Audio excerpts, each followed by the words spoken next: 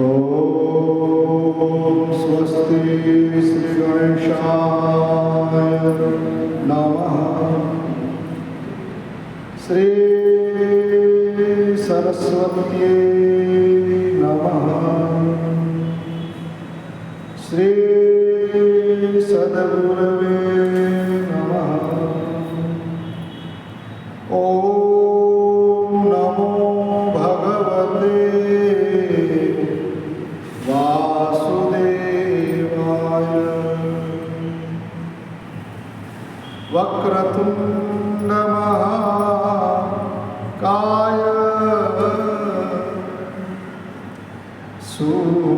सूर्यकोटि समप्रभ निर्विघ्नं कुरु मे देव शुभकार्येषु सर्वदा। वंशी विभूषितकरां नवनीरदाभां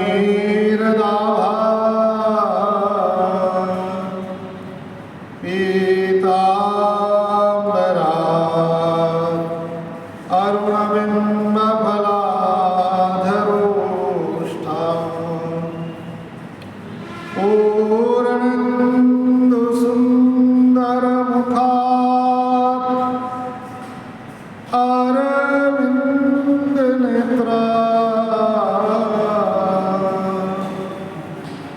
कृष्णात् परं किमपि तत्त्वमहं न जाने। कृष्णस्त्वदीयपदपङ्कजपञ्जरान्ते अत्येव मे विशतु मानसराजहंसः।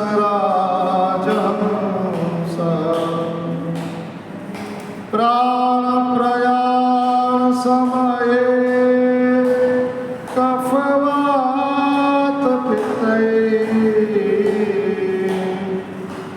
कण्ठावरोधनविधौ स्मरन्तस्ते।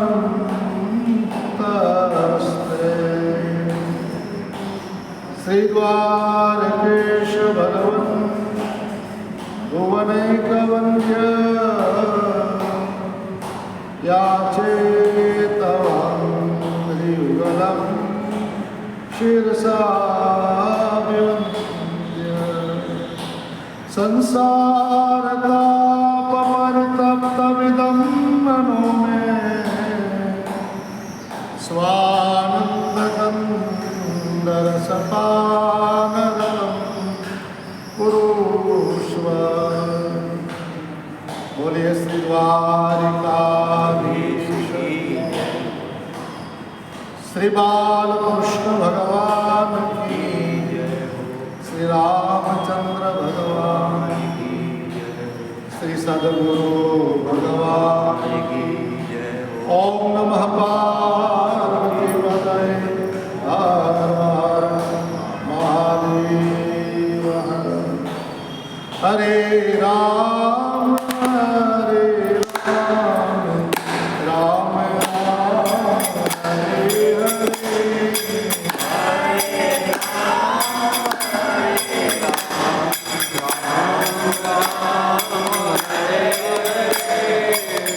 हरे कृष्ण हरे हरे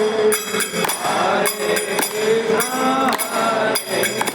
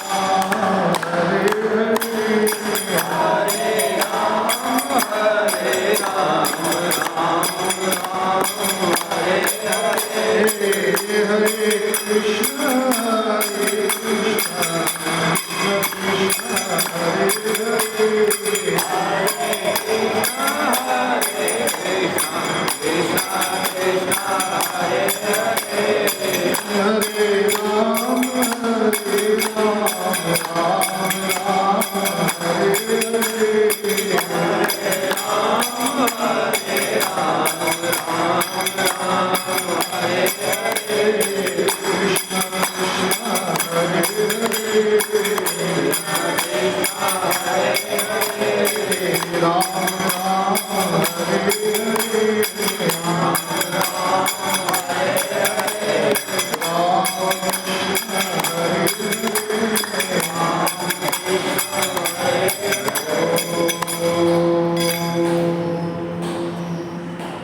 सच्चिदानंद रूपाय विश्वोत्पत्त्यादिहेतवे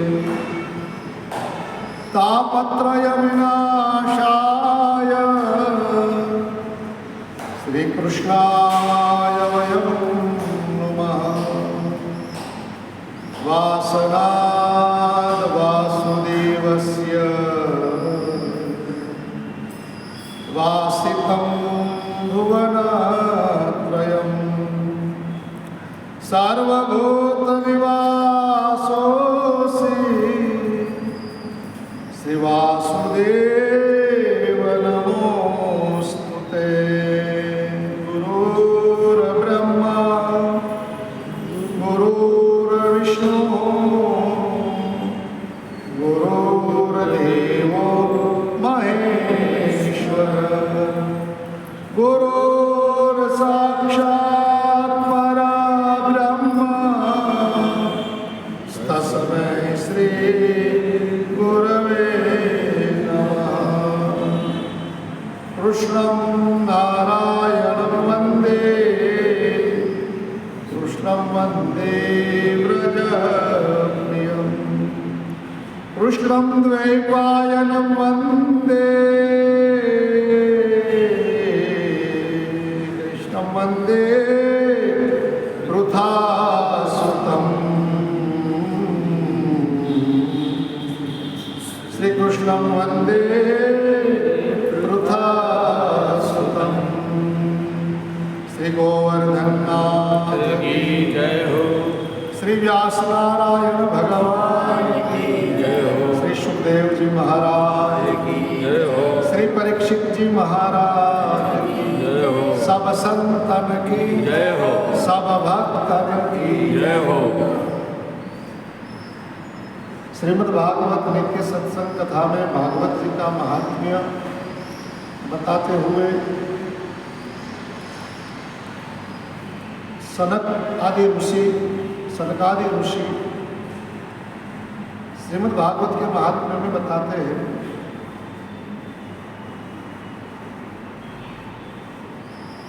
कि भक्ति महारानी भी समय के प्रभाव से कली प्रभाव से क्षीण हो गए, लेकिन पुनः यौवन वृंदावन में। संतों ने कहा वृंदा यानी तुलसी, वृंदा यानी तुलसी तुलसी और वृंदा यानी भक्ति। वृंदा यानी तुलसी, वृंदा यानी भक्ति। तुलसी का ही अवतार, अरे वृंदा का ही अवतार हमारा पुराणों में जो है वृंदा का ही अवतार जो है तुलसी। जालंधर वैसे है सागर पुत्र, समुद्र का पुत्र है, लेकिन असुर कक्षा में इतनी आसुरी प्रवृत्ति में वो थे और उस आसुरी प्रवृत्ति में जो उसका बल या उसकी सत्ता इसलिए बलवान हो रही थी कारण कि उसकी पत्नी जो थी उसका नाम ये वृंदा, और वो वृंदा जो है वो सती थी, पूर्ण सतीत्व व्रत वाली थी। तो उनके कारण जो जालंधर थे बहुत और भी उस बल के कारण मानव और देव सृष्टि त्रसित हो गई और भगवान के शरण में गए। भगवान ने कहा कि उसको ऐसे नहीं जीता जाएगा, तो उनका जो पावर है, वो जो आज बलवान हो रहा है, जो उनका जो बल है, बल जहाँ से उनको जो प्राप्त होता है, उस बल का उद्गम या वो बल को ही हम बंद कर दे, वो बल, वो उनका बल है उसकी पत्नी वृंदा।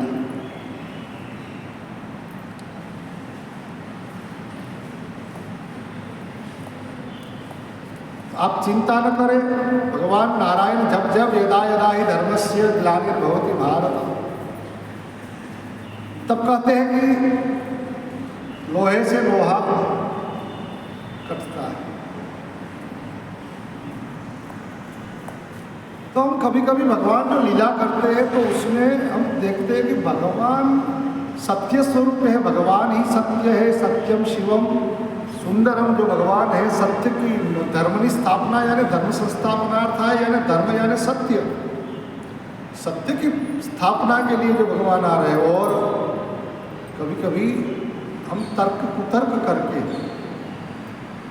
तर्क वितर्क से सुतर्क में जा सकते हैं। तर्क वैसे तो तर्क करना कोई अच्छी बात ही नहीं, लेकिन फिर भी हमारे ऋषि मुनियों ने एक शास्त्र में तर्क शास्त्र भी, तर्क शास्त्र है हमें कहीं कहीं अभ्यासक्रम में भी आता है तर्क शास्त्र। तो कहते हैं कि बारिश गिरने से ही कीचड़ होता है। एक न्याय, मतलब एक बात आई, एक पक्ष बोले तो कीचड़ कब होता है, तो एक पक्ष बोले तो बारिश गिरती है तब कीचड़ होता है। सामने वाला वितर्क वाले बोले नहीं नहीं नहीं ऐसा नहीं होता है, बारिश होती ही तो ही कीचड़ होता है। तो क्या भाई कोई औरत ने पोछा लगाया और वो जो बाल्टी वाला पानी, मतलब जो कचरा वाला वो पानी जो बचा उसको गली में डाल दिया तो भी कीचड़ होती है। यत्र यत्र वनि तत्र तत्र धूम्र, तो कहते नहीं जहाँ जहाँ अग्नि है वहाँ धूम्र है। तो वहाँ भी तर्क कुतर्क, मतलब तर्क वितर्क बात बरोबर, वहाँ तक ठीक है तर्क वितर्क, लेकिन फिर कुतर्क में जाए तब अनिष्ट होता है, तब अशुभ होता है। तो भगवान के बारे में ठीक है, भगवान ने आपको बनाया, भगवान ने आपको बुद्धि दी है, तर्क बुद्धि ठीक है, चलो। अब सुबह ही बात हो रही थी, भूपेंद्र भाई कहते थे कि आप लोग बहुत तर्क में जाते, बहुत तर्क में जाते, अपनी बुद्धि को खाली खोटी इतनी कसरत, इतना व्यायाम कराते हैं कि बेचारी शाम तक में तो वो निर्णय नहीं कर पाती। तो भगवान की लीला अद्भुत है, न्यारी है, प्यारी है। और आज भी इतने व्यस्त युग में, सुस्त युग में,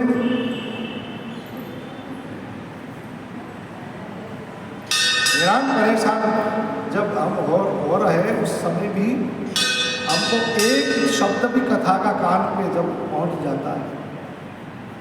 अब जब हम हर प्रकार से हिम्मत हार जाते हैं, अब कई बार कहते हैं कि चलो कथा मेरे से बैठा नहीं जाएगा।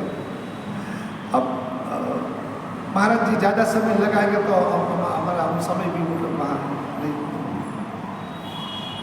लेकिन हर एक व्यक्ति का अनुभव है कि एक बार यदि वो कथा में पहुँच जाता है तो जो भी शारीरिक मानसिक जो भी व्यथा लेके आया वो अपने आप समाप्त हो जाती है, वो वातावरण में आके ही समाप्त हो जाती है। और दृढ़ भाव से और दृढ़ श्रद्धा से यदि वो जो उस कथा को सुन लेता है और यदि एकाध अक्षर को भी यदि वो हृदयस्थ कर लेते हैं तो उस हृदयस्थ में जो आया हुआ जो शब्द है वही शब्द भगवान को प्रकट कर देंगे। और कथा का सर्वस्व जो दुनिया में जो फल दुनिया नहीं दे सकती है, आपका पुरुषार्थ नहीं दे सकता है, वो फल, वो प्राप्ति। कथा शब्दम समाकर्ण्य, आकर्ण्य नहीं समाकर्ण्य, यानी श्रद्धा से जो सुना हुआ है उसको समाकर्ण्य कहते हैं। शरणागति लेके जो शब्द यह कथा के माध्यम से जो हमको मिला है और स्वयं प्रभु की प्रसादी है, मतलब स्वयं प्रभु ने दिया है। ये कोई वक्ता नहीं बोल रहा है, फलाना भाई बोल रहे फलाना नहीं, उस व्यक्ति को भूल जाना है। वो व्यक्ति भी आपके साथ सुनने ही बैठा है। हाँ, थोड़ा बहुत सुनकर बैठा है, इसलिए थोड़ा आइडिया है कि भाई ऐसा ऐसा होता है, लेकिन यहाँ जो भी बोला जाता है वो परमात्मा का ही शब्द होता है, परमात्मा ही बोलते हैं। इसलिए ही पहले परमात्मा को ही हम बोलते हैं। मंगलाचरण का मतलब क्या है? मंगलाचरण केवल वक्ता के लिए नहीं है, श्रोता वक्ता दोनों के लिए, उन अनुसंधान में जुड़ने के लिए। हम 23 घंटा संसार का जो मन से विचार किया है, संसार को लेके जो हम स्मरण में लेके घूमते हैं, उस स्मरण को विस्मरित करने और ये परमात्मा के स्मरण में श्रोता वक्ता दोनों जुड़े, इस हिसाब से मंगलाचरण। तो कई लोग ऐसे सोचते हैं कि शुरुआत में तो महाराज आधा घंटा वो गाते रहते, उनको लगता होगा कि महाराज अपने लिए गाते होंगे, या सब लोग इकट्ठा हो जाए थोड़ा। पहले हमारे नाटक कंपनी वाले पहले वो बरोबर बजाते, बजा जाए, 1-2 गायक गाते, तो सब लोग को पता चलता है कि चलो 2 मिनट में 5 मिनट में पहुँचे, शो शुरू होने वाला। ऐसा नहीं है यहाँ। तो यहाँ दोनों को प्रभु सन्मुख और हमारे जो 24 घंटे में हुए जो दोष पाप है, उससे निवृत्ति के लिए मंगलाचरण, इसका नाम है मंगलाचरण। शुरुआत में जो भी वक्ता श्रोता मंगलाचरण, सुबह में उठते ही मंगलाचरण, भोजन के समय मंगलाचरण, और रात्रि में जब आप सो तब मंगलाचरण।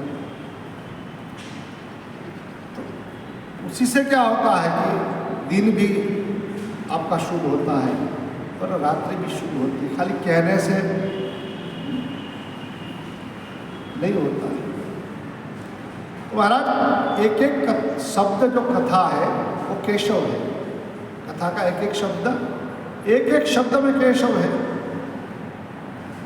जैसे हमने पहले देखा कि शक्कर का जो पूरा टुकड़ा होता है, उसको पूरा एक एक कण में उसको विभाजित कर दो, उसको अलग कर दो, और फिर ये एक एक टुकड़ा आप रोज खाओ या हर मिनट पे आप चखो, कैसा लगेगा? मीठा ही। ऐसी तरह ये एक एक शब्द जो है, तब कथामृतम, ये तो मीठा से भी और मीठा। वो तो खाली जीभ पे रखने के बाद जब तक, और मीठा का स्वाद है ना, शक्कर का स्वाद तो क्या है, जीभ में जब तक रखोगे तब तक, और ज़्यादा रखोगे तो अपने आप वो आपको फिर स्वाद नहीं लगेगा, और ज़्यादा रखोगे तो जीभ भी कहेगी कि अब या अंदर उसको ले जा या बाहर ले जा, ज़्यादा आपको वो स्वाद नहीं देगा। लेकिन ये कथा का जो है ना प्रसाद या स्वाद, एक शब्द जो है वो तो कहते हैं कि कितना भी आप स्वाद लेते जाओगे, कितना भी और अभी और प्यास भी रहेगी और तृप्ति भी नहीं होगी। ये कथा प्यास भी रहेगी और तृप्ति भी नहीं होगी, और उसका ही नाम तो प्रेम है। विरह में भी जो आनंद है और प्राप्ति में भी फरियाद या थोड़ा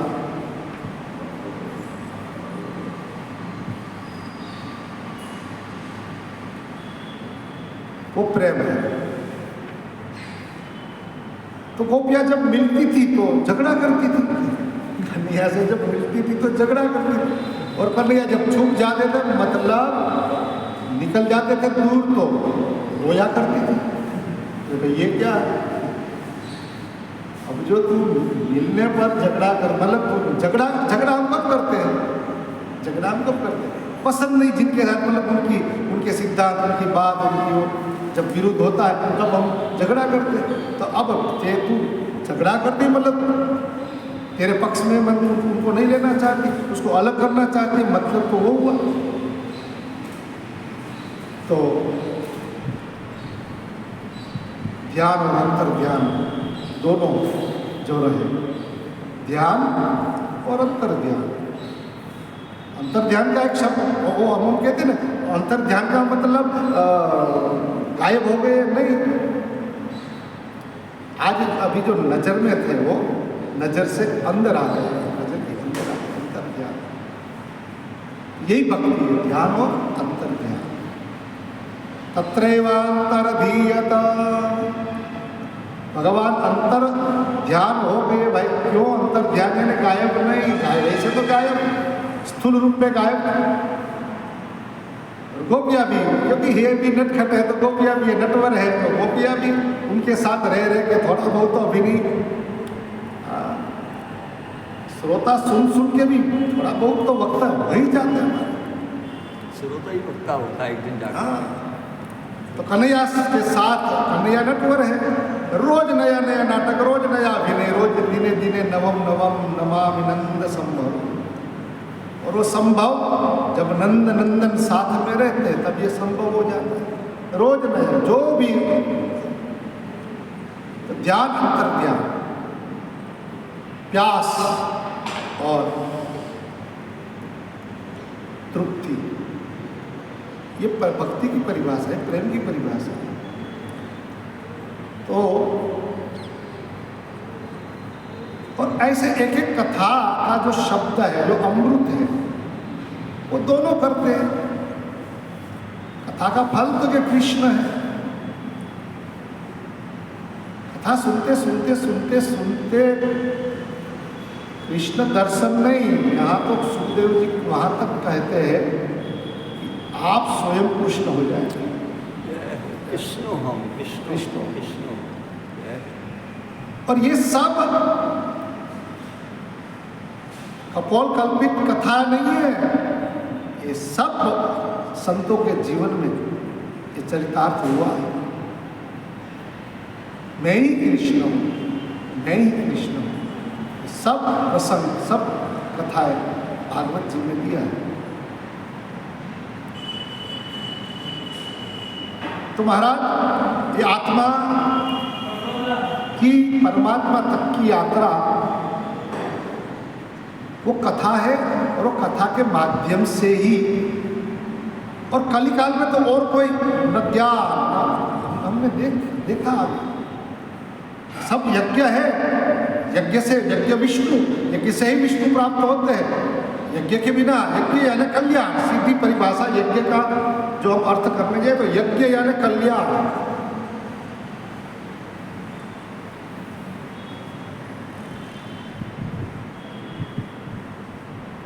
सामने वाले के हाथ में कुछ नहीं है, वो खड़ा है, और आपके हाथ में यदि पत्थर है या गुलाब का फूल है, और यदि आप प्रेम से उनको गुलाब का फूल देंगे, उसके हाथ में कुछ नहीं है, वो खाली खड़ा है, और आप शुरुआत करेंगे और आप फूल पुष्प उनको हाथ में देंगे हंसते हंसते, और आपने दिया है तो स्वाभाविक है, ददाती प्रतिगृह्णाति। उनको भी बहुत भाई इतना मेरा वो किया है तो चल भाई प्रेम से किया है तो मैं भी इंसान हूँ, अब मैं ही, मेरे पास तो कुछ है ही नहीं, अब तो यही दे दे जो है आपको। क्या देगा वो? जो हाथ में है, जो दिया है मतलब वो देगा। क्या मिलेगा आपको भी? हंसते चेहरे, उनका गुलाबी मिलेगा। अब आपने दे दिया है तो किसका हो गया? उसका हो गया। उनका हो गया। अब तो जो दे रहा है अब क्या कहेंगे, उनकी ओर से मिला है। इसी तरह यदि पत्थर हाथ में हुआ और थोड़ा वो क्या देगा? वो तो है बात। यहाँ तो ईंट का जवाब पत्थर से देंगे, हाँ वो तो लेके बैठे। अब ईंट का जवाब पत्थर से देंगे, लेकिन यहाँ तो ईंट में से भी मीट मतलब विट्ठल हो गया है भाई। ईंट का जवाब पत्थर, वो पत्थर में तो है ही, तो पत्थर का तो जवाब पत्थर में तो ऑलरेडी पहले ही बैठ चुका है। यदि ईंट भी मिल गई तो भी तू तेरा भला समझ। अभी यहाँ वो हमारे वो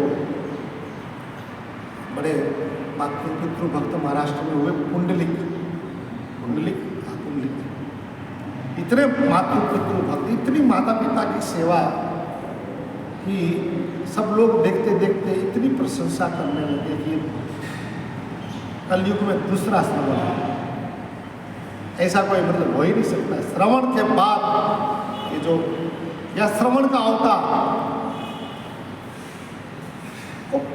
अपनी फर्ज समझ कर वो तो कर रहे थे, उसमें कोई वो उनका अभिमान भी नहीं था, उनका नहीं मेरा वाह वाह हो जाए इसलिए मैं नहीं, एक अपनी फर्ज के अनुसार।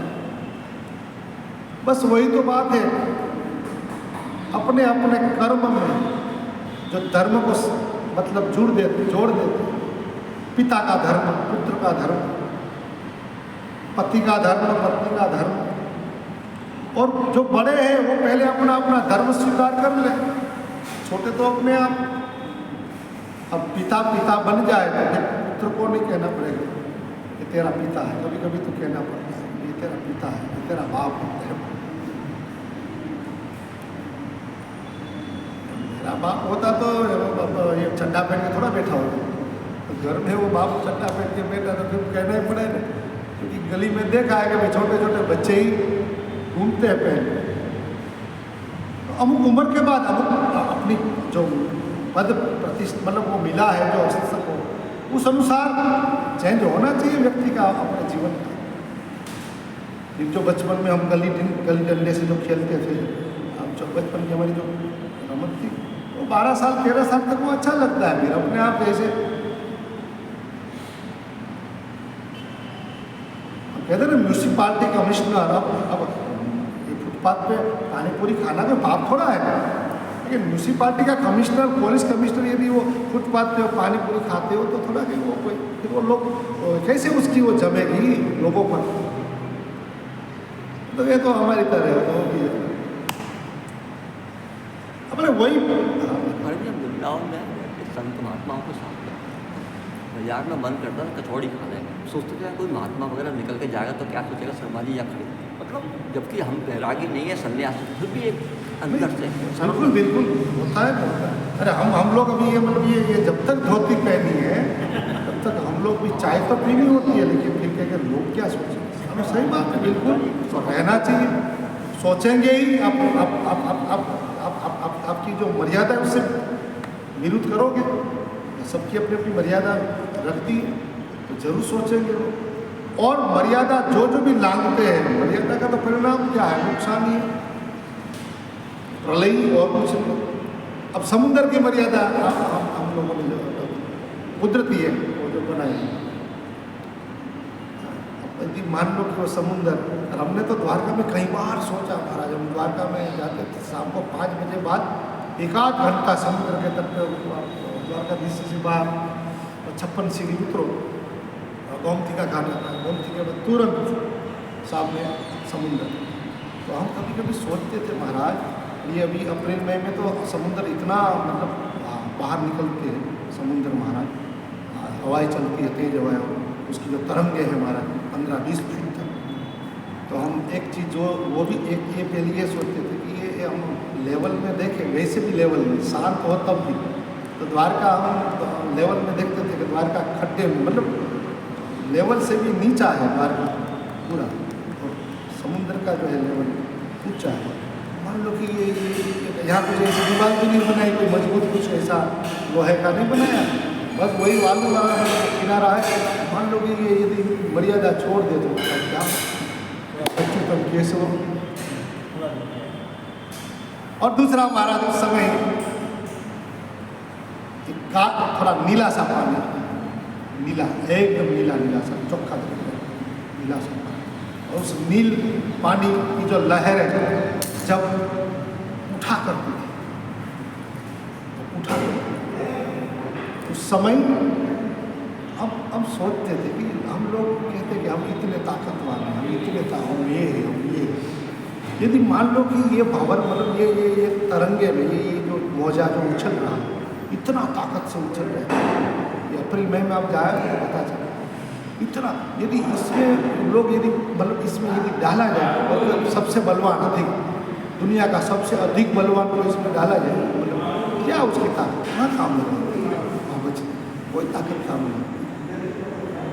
तो ये जब कुदरत को जब कुदरत के बारे में सोचना है या कुदरत क्या है और हम कौन है, हम क्या है, यदि वो ऐसे कुदरत के पास जाए जो बिना पंप बिना बिजली और बिना कुछ प्रयास तो ये हो रहा है। अरे ये समय तो महाराज जब ये अप्रैल में आखिर दिन कहलाता है, मई जून में तो समुद्र तट पे आज ये सब मीडिया हो गया है तो समाचार हम सुनते करीब करीब आप देखना मई महीने में कहीं न कहीं चक्रवात समुद्र में से आते या द्वारका के तटवर्ती को नुकसान करता है, कभी जगन्नाथपुरी की वो नुकसान करते हैं, कई बार साउथ में मतलब केरला में अब कहाँ फटता है कहाँ जाता है, कभी कभी सूरत तक आके निकल जाता है, सूरत आना है ऐसा भी। एक कुदरत की जो वो है लीला, उसको तो सुनकर और यदि अंतर की यात्रा हम करें, हम बाहर से अंतर ध्यान हो जाए और अंदर ध्यान करें, तब जो है ना पूरा व्याप्त वो व्यक्ति बन के पर्सनल आपके लिए आपको दर्शनीय हो जाए। और उनके लिए कथा है, कथा के एक एक शब्द क्या है तो क्या मिस्र की तरह मीठा भी है और ऐसा अलौकिक पदार्थ है कि खाने मतलब पीने के बाद और अभी सुनने वाले का तथा कहने दोनों का अनुभव है महाराज। सुनने वाला चाहता है कि वैसे तो समय हो गया है भोजन का, लेकिन मजा आ रही है, भोजन से भी अधिक स्वाद आ रहा है कथा। हम तो चाहे कि वक्ता को भी भूख न लगे या याद न आए समय का, लेकिन वक्ता की भी मर्यादा होती है। क्यों? आप जैसे श्रोता दो चार होते हैं, बाकी जो आए हुए हैं वो थोड़ा इशारा कर देते महाराज 12 बज गए तो उस हिसाब से। लेकिन फिर भी वक्ता भी यदि भाव से जो कथा कहता है तो उनको भी ये न प्यास न भूख, क्योंकि वो मन से आगे निकल चुके हैं कथा के माध्यम से। वो कन्हैया उसको वहीं से उसको आगे ले गया है। ऐसे प्रदेश में ले जाते हैं कि वहाँ पानी भी न मिले और रोटी भी न मिले। अब मिलेगा सामने होगा तो इच्छा होगी ना, ऐसी जगह ले जाएगा कन्हैया, ऐसे अंधेरे में ले जाएगा कि रण प्रदेश में आज आप जाए रण प्रदेश में वहाँ पानी की बूंद भी ऐसे प्रदेश में भगवान ले जाते हैं। ये कथा सब कुछ कर सकती है और ये कथा के माध्यम से व्यक्ति अपना जो रंग है, अपना रंग तो कोई रंग नहीं है, अपना कोई रंग नहीं है, अपना कोई रूप नहीं है, अपना कोई आकार नहीं है। जैसे अब पानी का कोई आकार है नहीं है, पानी का कोई रूप है और पानी में कोई स्वाद है नहीं है। मीठा पानी हम कहते हैं, उसमें यदि नमक डाला जाए तो, और नमकीन पानी समुद्र का पानी का भी आप प्रयोग कर लो, उसमें क्षार अधिक होने के कारण वो खा रहा है, वो क्षार निकाल। ये मीठे पानी में क्षार डाल दो, मतलब नमक यानी वही समुद्र का घन स्वरूप बना है समुद्र के क्षार से।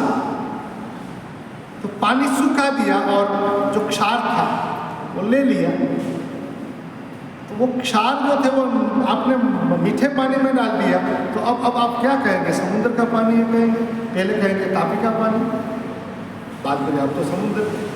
फिर वही पानी में से क्षार निकाला जाए, हो गया मीठा, तो तापी का पानी। पानी मूल ये गड़बड़ी हम लोग मीठे पानी में नमक डाल देते हैं और नमकीन पानी में हम शक्कर डालते हैं। और फिर एक कहता है कि नहीं हमको तो मीठा लगता है समुद्र का होते हुए भी। वो कहते हैं कि तापी का हमने तो तापी का दिया था तो वो कि हमको खारा लगता है, लेकिन बीच में कई लोगों ने नमक डाल के दिया। और फिर दोनों तर्क वितर्क में जाएंगे तो क्या होगा? झगड़ा ही होगा।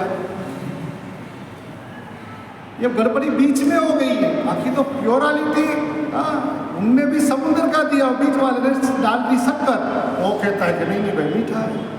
और यहाँ तापी का पानी मतलब मीठा पानी दिया है, लेकिन बीच में डाल दिया है नमक, समुद्र डाल दिया है, वहाँ नदी डाल दी है। आधिक्य जिस पदार्थ का होता है ऐसा वो पदार्थ हो जाता है। नियम में सीधा सा जिस पदार्थ में मतलब करेले में आप ज़्यादा गुड़ डाल दो, करेला की जो कड़वाहट है आपको नहीं लगेगी है, तो वो कड़वाहट के लिए तो कि वो जो ऊपर लगाया हुआ है जो गुड़ उसको धुलाई करना पड़ेगा, उसको धो दो, बाद में वो करेला चाहिए। मूल स्वभाव मूल स्वरूप तो हमारा सच्चिदानंद रूपाय है हमारा, लेकिन बीच में हमने या समझने में गड़बड़ी कर दी या किन लोगों ने इसमें कुछ मिला दिया है बीच में, खारे को मीठा मीठे को खारे करके गड़बड़ी कर दी।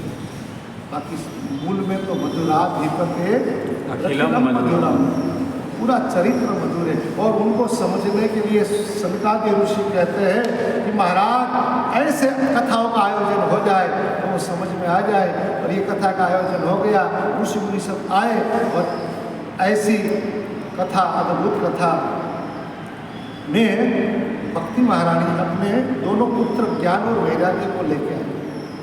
किस कारण वो दुखी है? दुखी थी नहीं, अभी तक आनंद में थी। लेकिन भगवान कृष्ण सुदाम गए, सुदाम गमन के बाद जब कली आया इस धरा में और भगवान ने आदेश दिया भक्ति महारानी को कभी आप लोग नहीं आओ साथ में, आप यहाँ भक्तों को, मेरे भक्त जो है उसको पुष्ट करो। लेकिन अब भक्तों को पुष्ट करने से पहले ही वो जीर्ण शीर्ण हो गई, गुर्जरे जीर्णताम गता।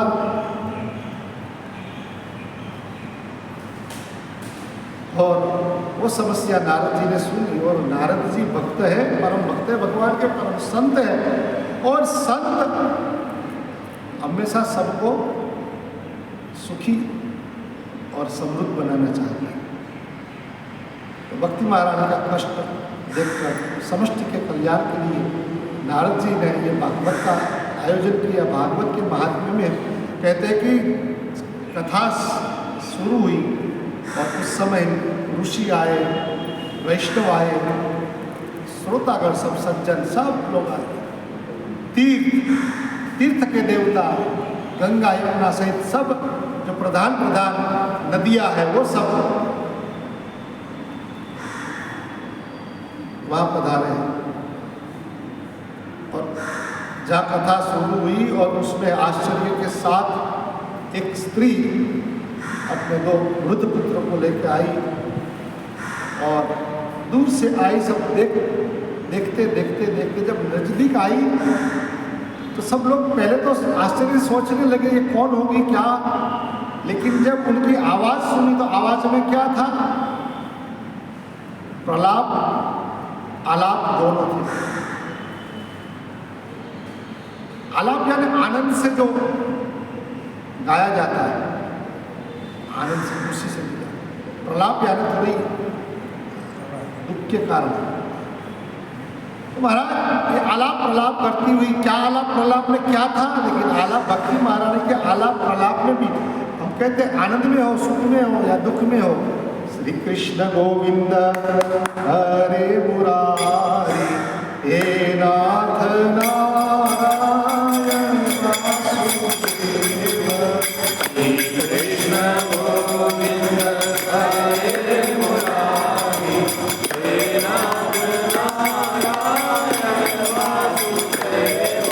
हे नाथ नारायण वासुदेव, हे नाथ नारायण वासुदेव, हे नाथ नारायण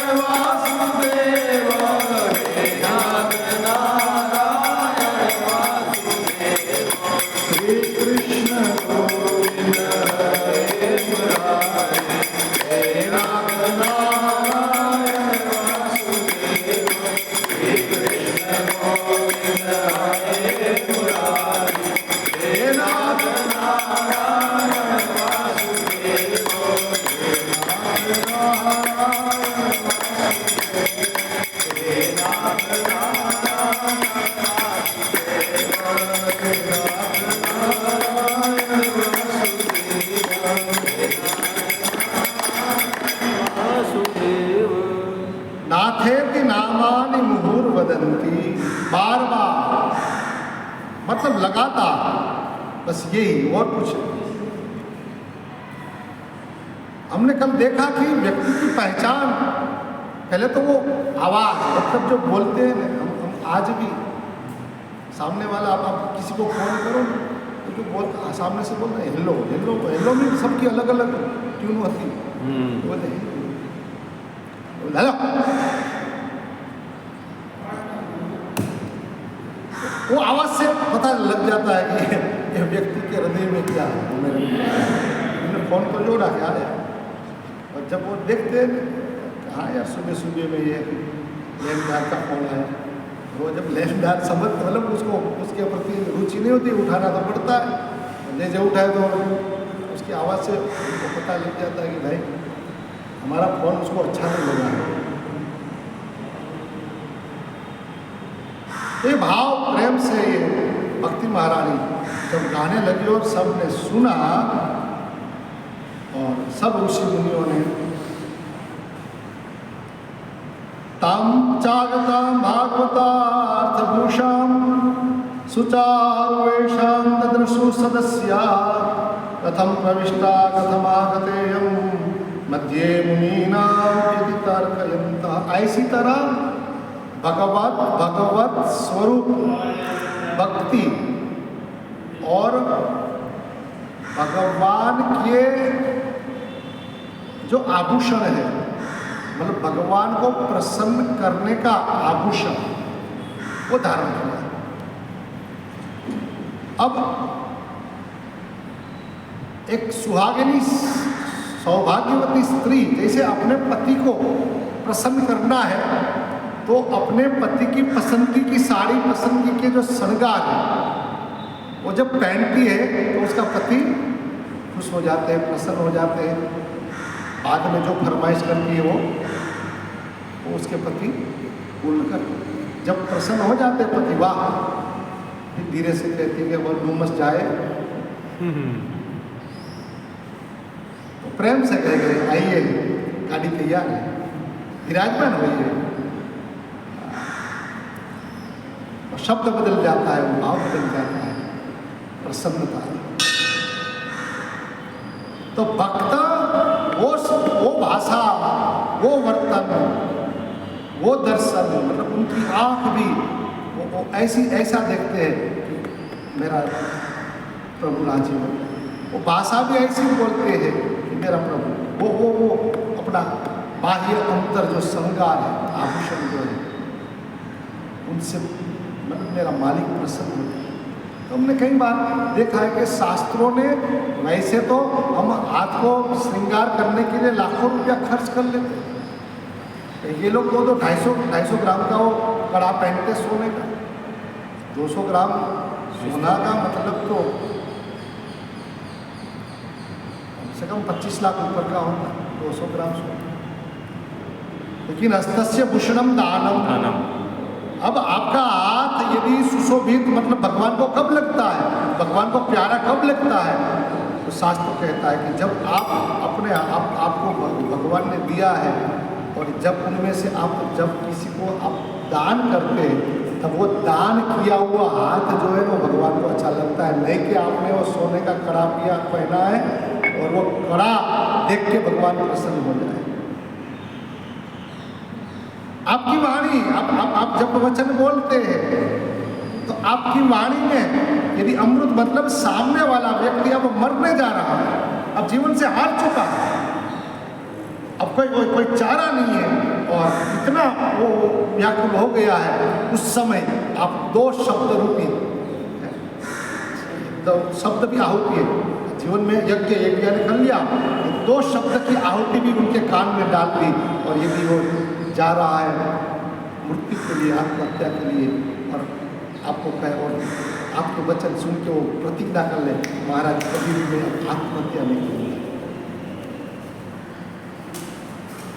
ये आपका जो गला है, मतलब गले में फिर पहना नहीं पहना कोई, लेकिन एक श्रोत्रम कंठस्य भूषणम, ऐसी अच्छी बात है, मतलब सामने वालों को भर दे, जीवन से जो निराश होते हैं उनको पूर्ण आशा और पूर्ण प्राप्ति तक उनको ले जाए। तो वो जो यही वैकुंठ है महाराज जी। ये वैकुंठ अगर आपका कुंठ अच्छा हो गया, पहाड़ी अच्छी हो गई, तो ये वैकुंठ इसी जगह आ जाता है। तो तुलसीदास जी हर संत लोग कहते ऐसी वाणी बोली है। हाँ, मन का पाठ होए औरों को शीतल करे आप आपको शीतल। तो ये सब आभूषण जो है वो भगवान को प्रिय है, और ऐसे भगवान को प्रिय है वो आभूषण पहन के भक्ति महारानी पधारी है। वही तो भक्ति है, तो भगवान को वश में कर लिया, भगवान को प्रसन्न कर लिया। और भक्ति महारानी के बारे में शास्त्र संत कहते हैं कि हमने आगे भी देखा है, याति नीच गृहेश्वपी, भक्ति महारानी कहती है कि प्रभु इधर आओ, तो वो भले जात का नात का भले नीच है, उसके घर पे भी भगवान को आना पड़ता है। ऐसी तरह हम भी यदि चाहे कि परमात्मा हमारे स्वामी हो जाए, वैसे तो हम कहते हैं जय जगदीश हरे स्वामी, जय जगदीश हरे, भक्त जनों के संकट क्षण में दूर करे, ऐसे हम गाते हैं। लेकिन एक क्षण भी हम रुकते नहीं हैं, चलो चलो यहाँ नहीं होने वाला, ऐसे कैसे करेंगे, ये तो अंदर बैठा है, वो तो पत्थर है, चलो चलो चलो चलो, कोई मशीन गन वालों को पकड़े। यदि स्वामी हमारा प्रसन्न रहे, ऐसा चाहे, तो उनको जो पसंद है ऐसा हमारा चरित्र बनाए, प्रसन्न हो जाए। ऐसे भक्ति महारानी ने जो आभूषण पहने हैं वो कैसे है, तो कि भगवान को प्रिय है। ऐसे भगवान को चंदन प्रिय है, चंदन यानी शीतल, भगवान को वंदन प्रिय है, तो चंदन वंदन जो भगवान को प्रिय है, और वो दोनों आभूषण है भक्त, यदि वो दोनों है उनके जीवन में भगवान वही तंबल आ जाती है, और वही भक्त की पहचान भी है। तो ऐसे महारानी भक्ति महारानी आई, पधारी, और सब लोग मन में तर्क करने लगे, कथम प्रविष्टा कथम आगते, कहाँ से आई, कौन कैसे प्रविष्ट हुई। तब ऊचु कुमारा वचनम ददानीं कथा ततो निष्पतिताधुनेयम् एवं गिरासा ससुता निशम्य सनत कुमारम निजगाद नम्रः। एकदम विनम्र भाव से सनत कुमार उसकी पहचान देते हैं, वो कौन है, तो कहते कथा ततो निष्पतिताधुनेयम्, कहाँ से आई है। कथा शब्द से भक्ति महारानी कहाँ से आई है, कथा, एक कथा शुरू हुई, और कथा के अर्थ जब हम अब कहने लगे, कथा का लक्ष्य हमने जब शुरू किया कहना, तो कथा के अर्थ के अक्षर में से भक्ति आई, ऐसा यहाँ कहना है सनत कुमार। कथार्थ को निष्पतिता धुने अधुनेयम, अधुना मतलब अभी कथा शुरू हुई और अभी ये आई। कारण कहाँ से आई, क्योंकि कथा कथार्थ को निष्पत्ति, जहाँ कथा है वही भक्ति महारानी उस एक एक अक्षर के माध्यम से, और वो अक्षर के माध्यम से भक्ति महारानी आएगी, तो वही परमात्मा जो है, वो अक्षर जो है, वही अक्षर पुरुषोत्तम हो जाएगा। इसलिए हमारा भगवद गीता में जो अक्षर पुरुषोत्तम की जो बात है, वही अक्षर पर भगवान मतलब भक्ति महारानी बोलते कथार्थ तो निष्पतिता धुनेयम, ये अभी कथा शुरू हुई, तो कथा के एक एक शब्द में से ये भक्ति महारानी पधारी है, और ये भक्ति महारानी हम सबका कल्याण के लिए यहाँ पधारी है। एवं गिरसा ससुता निशम्य, कथा के एक एक अक्षर में से ये प्रकट हुई है, और ऐसा वचन सुन के भक्ति, ऐसा वचन जब सुना तब भक्ति महारानी विनम्र हो गई और एकदम प्रसन्न हो गई, अपने पुत्र समेत सनत कुमार को कहने लगी। अब भक्ति महारानी सनत कुमार को क्या कहती है, भक्ति उवाच भवद्भिरद्येव कृतास्मि पुष्टा कली प्रणष्टा कथारसेन काहं तु तिष्ठा मधुना ब्रुवन्तु ब्रह्मा इदं तां गिरिमुच्चरेते। महात्मा, हे महापुरुष, मैं आपको प्रणाम करती हूँ। क्यों? ये कलयुग के प्रभाव से, कली प्रष्टापी, ये कलयुग के प्रभाव से मैं एकदम नष्ट हो गई थी, मतलब निर्मूल होने जा रही थी। अब मैं कुछ बची नहीं, बचने नहीं दिया। कलयुग अब मेरा पूर्ण विनाश करने जा रहा था। कलयुग के कारण मैं नष्ट प्राय हो गई थी। लेकिन जैसे छोटा सा पौधा 5 दिन 10 दिन पानी न मिले और मुरझा जाए, अब ऊपर से लगता है कि कोई बचने का कोई इसका वो नहीं, लेकिन फिर भी कोई सज्जन लोग, अब और लोग देख के चले जाते हैं, अब ये नहीं बचेगा, उसके पानी देने से क्या फायदा।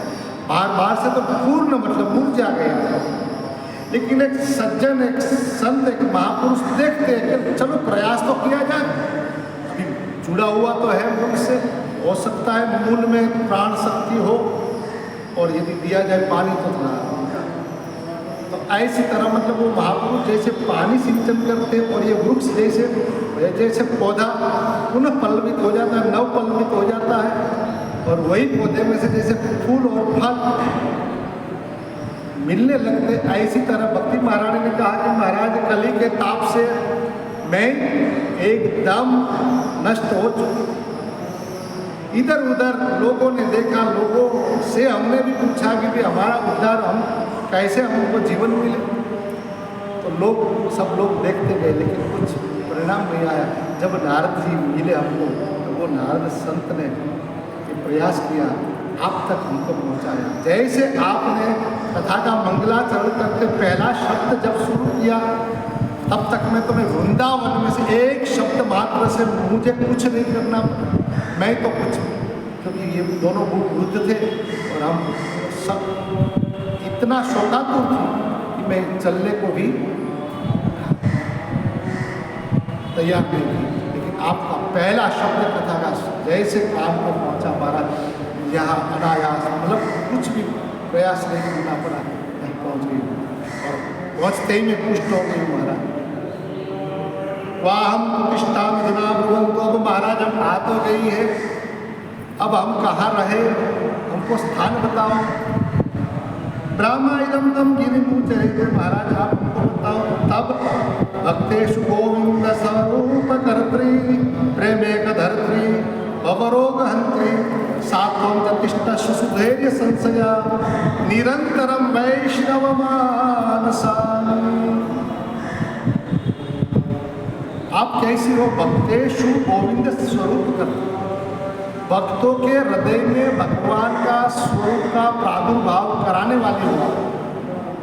भक्त के हृदय में भगवान का प्रादुर्भाव है, लेकिन प्रादुर्भाव कराने वाली, और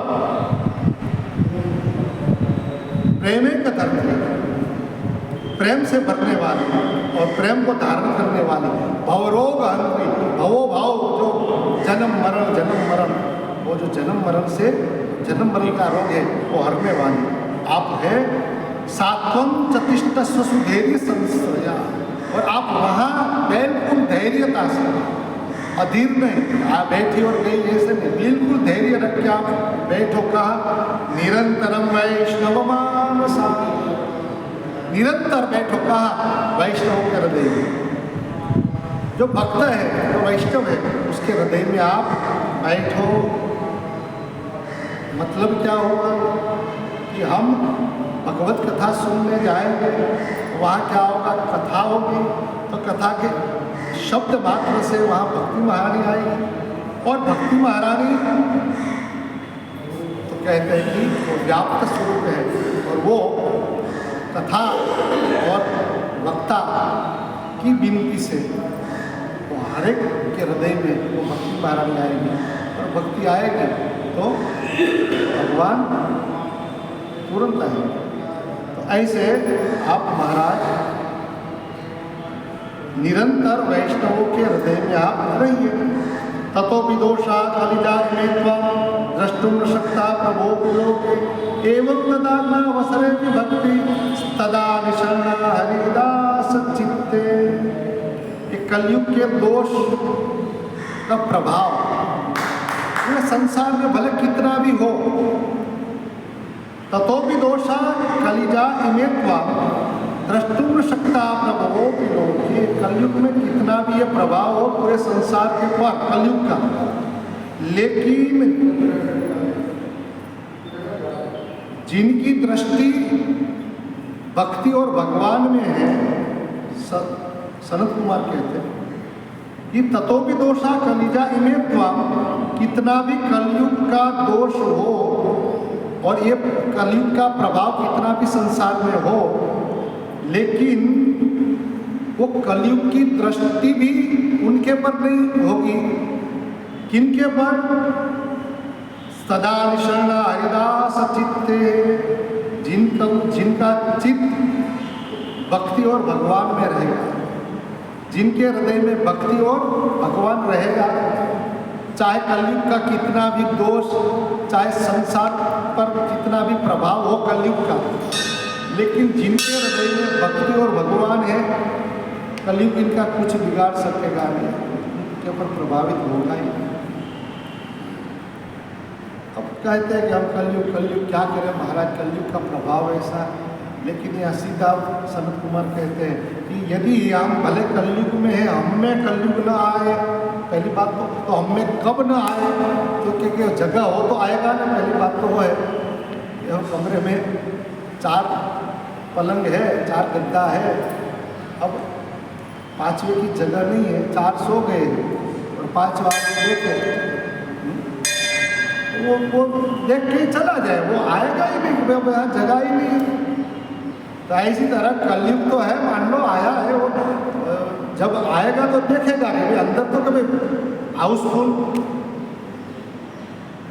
अंदर क्योंकि भक्ति और भगवान दोनों बैठे हैं, तो उस प्रकाश की जगह वैसे तो अंधेरा आ ही नहीं सकता है।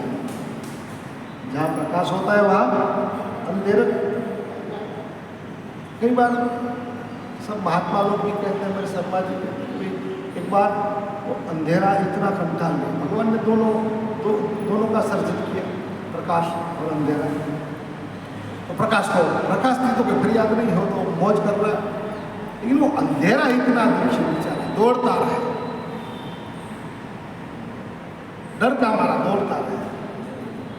अब क्या करूँ यार, ये जहाँ मैं जाता हूँ वहाँ ये आ जाता, और जहाँ वो आ जाता है वहाँ से भगना पड़ता है। प्रकाश जहाँ आ जाता है वहाँ से भगना पड़ता है महाराज। ये दौड़ के थक गया, वो नहीं थका, मैं थक गया। अब कोई रास्ते में कोई संत सज्जन मिले, कहा महाराज की समस्या है, तकलीफ क्या करें? तो कहते हम तो क्या जाने, भगवान ने किया तो भगवान जान, जा भाई तेरा दोनों का सर्जन, सबका सर्जन, भगवान के पास जा। और वो अंधेरा पहुँच तो नहीं सकता, लेकिन फिर भी संत कृपा से पहुँचा भगवान के पास। भगवान तो दयालु है, स्वागत किया, बोल भाई तो परमात्मा मैं आपकी संतान, हाँ भाई मेरी संतान है क्या? भगवान को दोनों प्रिय है, ऐसा नहीं है, इसलिए ध्यान रखना। कोई फरियाद करने हम जाए तो ध्यान रखना, भगवान को तो दोनों प्रिय है, तो भगवान दोनों पक्ष में है। कौरव को भी कहा तू भी ले ले भाई, तू आया मैं साथ तेरी भी तैयार। वैसे दोनों पक्ष में, हाँ दोनों पक्ष मतलब कृष्ण पक्ष और शुक्ल पक्ष, और राम हाँ कृष्ण, अंधेरा भी है, हमेशा है, दोनों में वो रहता है, अपने हिसाब से रहता है। हाँ तो महाभारत में युद्ध में कहता मैं रहूँगा, लेकिन शस्त्र नहीं लूँगा। देखो शर्त भी उसकी भारी होती है, और जिनने उसको पहचान लिया, मैं वही तो बताया ना, ये सत्य भी है और वो असत्य भी है, वो अंधेरा भी वही है।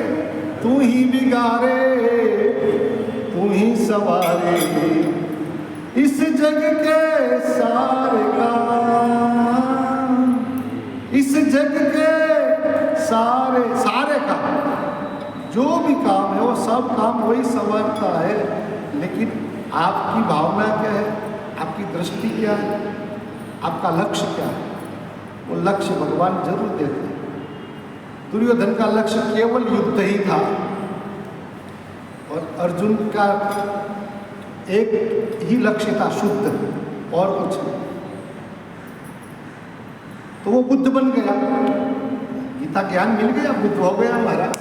और फिर राजी राजी करिष्ये वचनम तव, अब आप जो कहो, आप मैंने बात पूरी समझ ली, मैंने आपको समझ लिया, आपकी लीला को समझ लिया, अब आप कहो वो मैं करूँगा।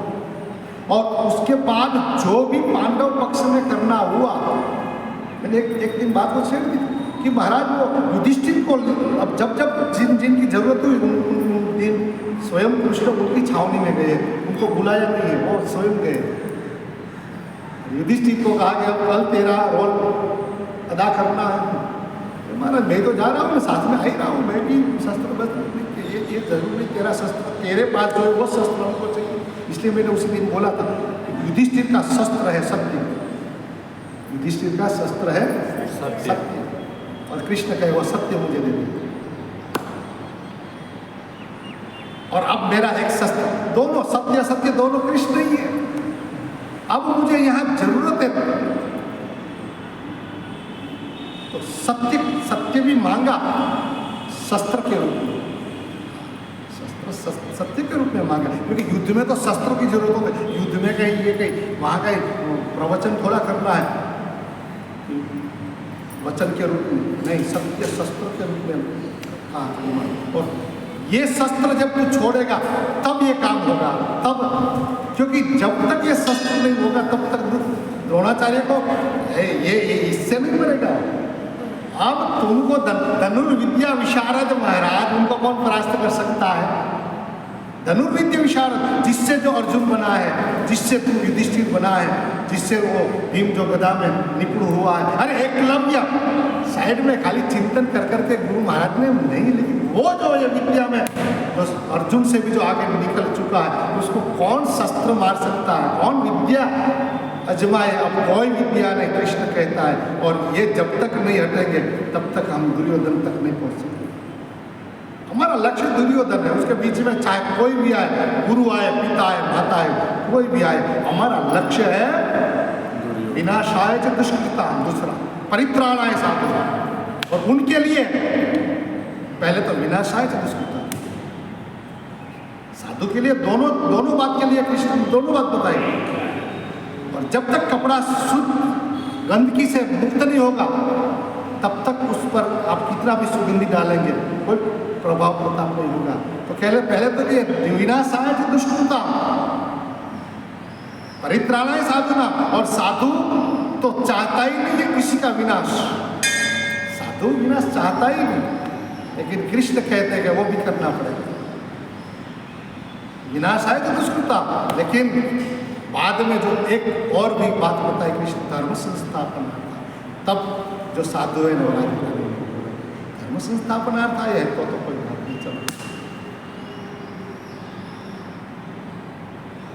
क्योंकि अपने धर्म में, निज धर्म में तो साधु बरोबर ही है, और निज धर्म में जब साधु बरोबर है, साधु विचार जब असाधु सुनते हैं तब अपना प्रभाव प्रताप के लिए असाधु जो है ना, साधु को परास्त करने के लिए और अपना जो है विस्तार करते हैं।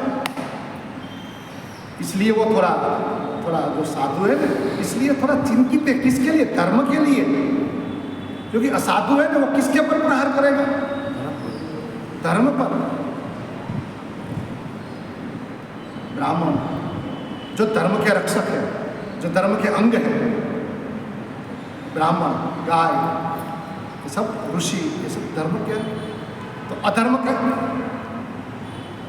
दुष्ट जो है ना, वो पहले उस पर बात करेंगे, फिर वो जो साधु है वो परमात्मा से प्रार्थना करेंगे, महाराज अब इसका कुछ उपाय करो।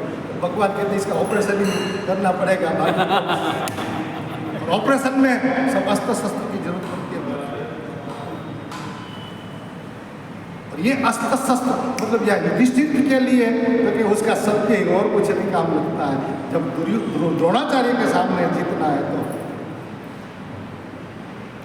क्या शस्त्र बनाया, सत्य का अस्त्र, सत्य का शस्त्र।